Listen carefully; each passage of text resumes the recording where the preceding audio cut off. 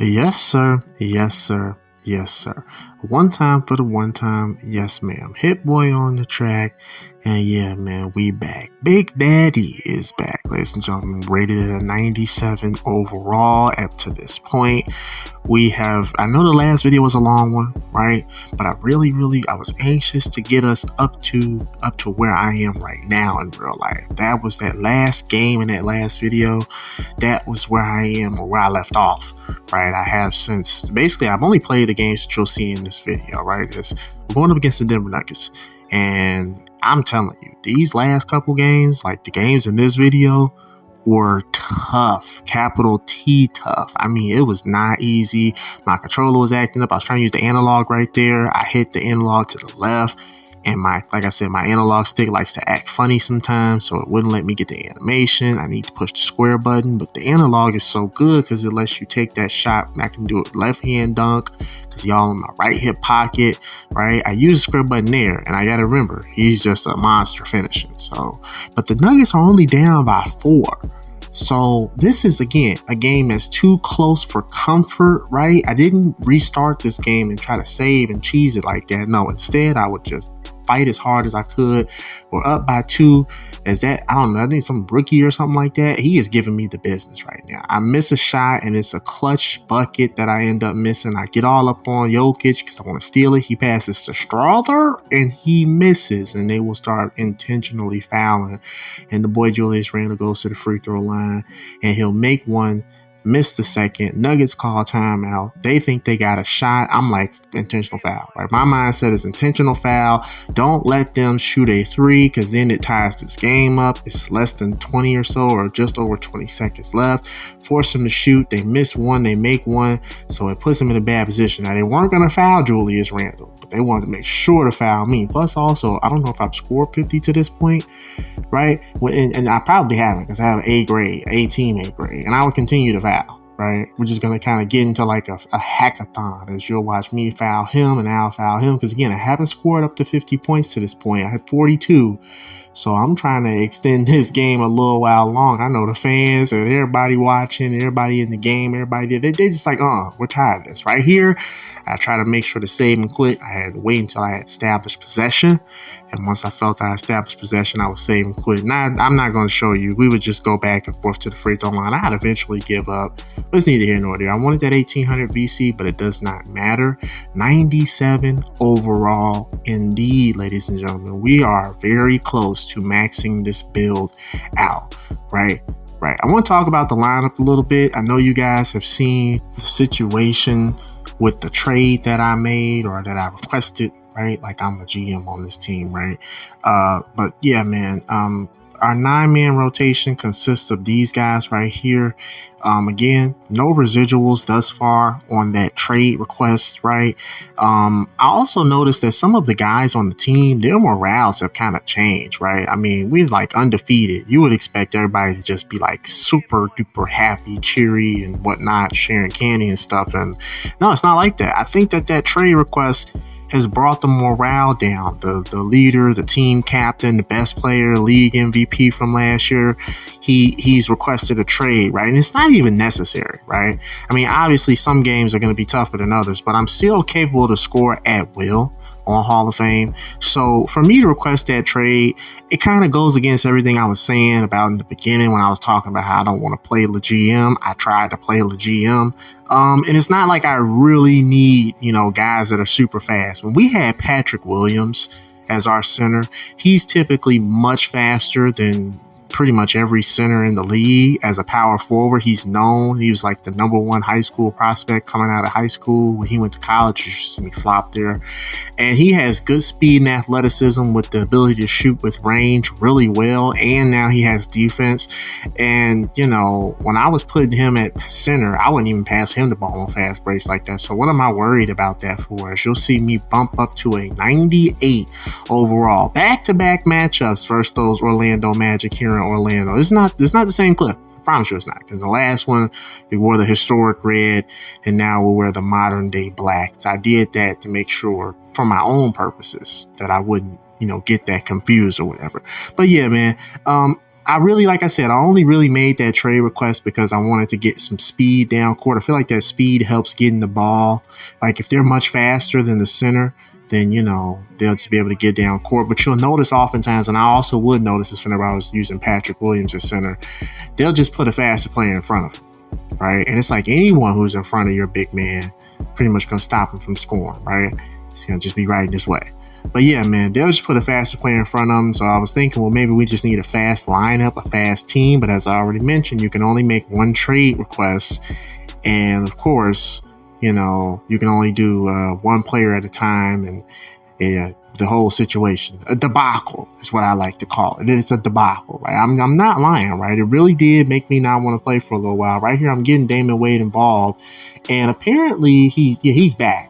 So, it's time to get him out the lineup. I think somebody else is injured right now. I'm not too sure. I haven't shown it. I'll probably just reveal it now. We did actually get a player traded to the team. It was not, like I said, it was not the guy I wanted. Instead, it's another guy. His name is John Conchar, right? Him compared to Damian Wade. The reason why Damian Wade is back in the rotation is you see me get dropped off by Fred VanVleet. This is a tough game versus the Raptors. They were tough defensively. They got Derek White. They were not really letting me play like that. Derek White wasn't really the problem. Everybody else was the problem. And I think, again, it comes back to that analog, trying to use that analog there. As Bowman says, get that thing up out of here, right?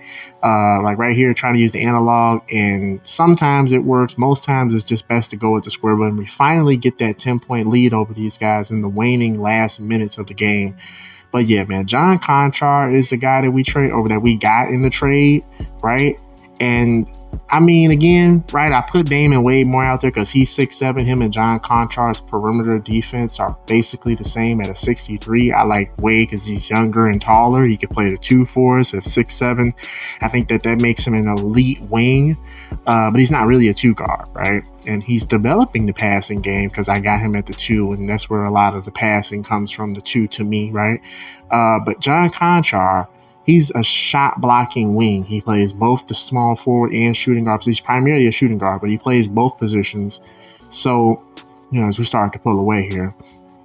So I probably need to look to him to be more, in the lineup, in the rotation, a fixture in the rotation, because again, his perimeter D is not there, but his name is shot blocking wing. So he clearly has some better. He's more defensive oriented. He's not no standout. Then again, shot blocking wing. And there he is right there. I was talking about him prematurely, as you saw me basically get like 3 VC away, or 3 attribute upgrades away from getting to a 99. But yeah, here he is right here. Like, as I mentioned, right, his perimeter D is just the same as Wade's, but he's a shot blocking wing. So, in terms of residuals, not the ones we want, but he probably needs to be put in the rotation just a little bit more because defensively, he's capable, more than capable, right? I've already said that. But yeah, man, your boy's like 5,000 VC away from a 99 overall at this point. So I'm very happy, right? That's another reason why I should just keep playing. Because again, that whole me now becoming a core guy, that really did kind of affect me, make me not want to play. As you'll see me add him to the rotation, right? I'll make sure to get our best players next up, right? You know what I'm saying? Because although overall rating is important, what's more important is utility and usage. How can I use you? Can I use you? And with you on the court, are you going to be a good fit, right? I'm very cognizant of that, right? Taking on the Sacramento Kings here at home. And this game, it started off kind of tough. But then all of a sudden, I just started really giving it to Kevin Porter and, whoever else they decided to guard me. I think his name is Wendell Moore Jr. He's probably tall. He felt like he was one of those tall. I think they have Jalen Suggs on this team too. The rosters are just all jacked up. But yeah, man, I know for a fact they put like either a lockdown defender or a taller defender on me. And another thing that I'm noticing is my players' fatigue is starting to become an issue in the latter portion of the stretch down the stretch in games right now. Obviously, in this game, it's not that big of a deal because I'm up by like almost 30. And I would get sat out at this point, right? Which I find, very, refreshing, right? That they sit me out with just over 2 minutes or just under 2.5 minutes to go in the game. I'll get paid, right? I believe, I don't know if I probably didn't say it, but it's neither here nor there, right? But, again, in some of these games, I'm sure there's a clip coming, right?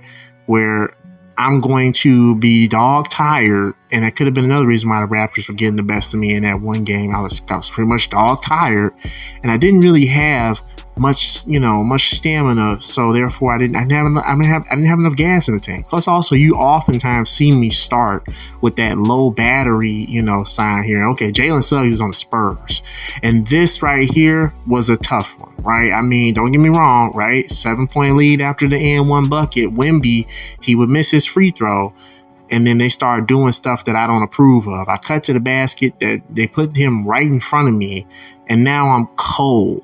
And I have the Gatorade. So I'm, again, dog tired. I need to start thinking about upgrades right now. I'm going to try my best to just keep playing until I hit a 99 overall and just tough it out, as you see me save and quit here. And we still have a 5-point lead. But I'll do my best to tough it out without the Gatorade boost. But eventually, once I hit that 99 overall rating, I have to think about getting Gatorade boost. It's like right there. Maybe the angle was just off, but Devin Vassell, he had me scouted nonetheless. He was standing right in front of me, and he stole that. And then I played decent defense. I don't play good defense. I played decent defense, that Matador, Ole type defense. You know what I'm saying? Right here, the cut was there. I got him on a fake. That's the only reason I scored. And I knew right then and there in this game, I was like, okay, 7-point lead. The only way for me to continue to score consistently and keep my foot on these guys' necks is to eventually start fouling. And I should have fouled there.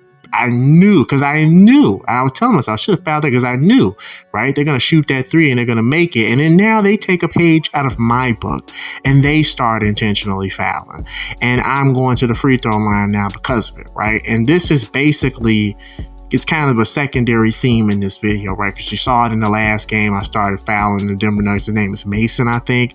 And now I just started fouling. I fouled Wemby because they let Wemby bring the ball up the court. I understand Wemby's a generational talent, but I don't want to see no 7'4" big man bringing the ball up the court like he a point guard or something. I don't care all the modern NBA basketball cheese, right? As we get into yet another hackathon here, right? These are very clutch free throws, right? I would score 50 points on these free throws because I hadn't scored 50. I was getting clamped in this game. This was a very close game. I'm trying to pick my spots here, right? I'm trying to let him at least get up the court before I start hacking, right? Knowing that they're going to do the same to me. They're going to foul me they're going to foul me as soon as I get the ball, right? And I have clutch shooter on gold. So I missed that shot there. It does pop up in the late, especially in the late portions, but typically just whenever you shoot a free throw, clutch shooter pops up. So having that on Hall of Fame, I can't get that upgraded to Hall of Fame. I will most certainly, you will see that at the end of the video. Right here, Popovich calls timeout because he knows what's coming, right? I'm going to let you dribble a little bit. This time around, I decide not to foul, but Bowman, he says, forget that, I fouled. And Wemby makes both shots. And now they're down by 3. And again, I'm going to show you the happenings. I'm not going to show you every shot. We only made one. Wemby with a bucket right there. Crazy. And now they're down by 2. And I'm like, we're undefeated thus far. That New York Knicks win that I simulated in the last video, it was basically on that game. It was like either I'm going to win this game, and if I won that game, that would have made me feel like we should try to go undefeated, as you see them continue to stay in the game in the later portion. So I have to keep fouling and I have to keep making free throw shots, right? I'll show these because these are basically the daggers, right? But yeah, man, that last video, right? I was looking at that Knicks game, and before I simulated, that's what I said. I was like, if I win this, I'm going to try to go undefeated. And if I lose it, I would have been fine with taking this. It's not a big deal. As you see Obi Toppin, look at the look on his face, right? That was a clutch game. We pull it out. As I said, those free throws with a dagger, that last free throw, he didn't make it, but it was too little, too late. They couldn't get a shot. But because I won that Knicks game, I figured to myself, let's try to go undefeated. I have no problem taking L's. But if I can, and typically whenever I play the Knicks, because I'm not going to play them in real life games, you'll see me adjust all my badges here. I'll decide if I win the Knicks game, then we'll go undefeated. But if I lose the Knicks game in Sim, then we'll just take L's throughout the season. But that's going to do it for this video. I'm going to get up out here, get at me, and function with your boy.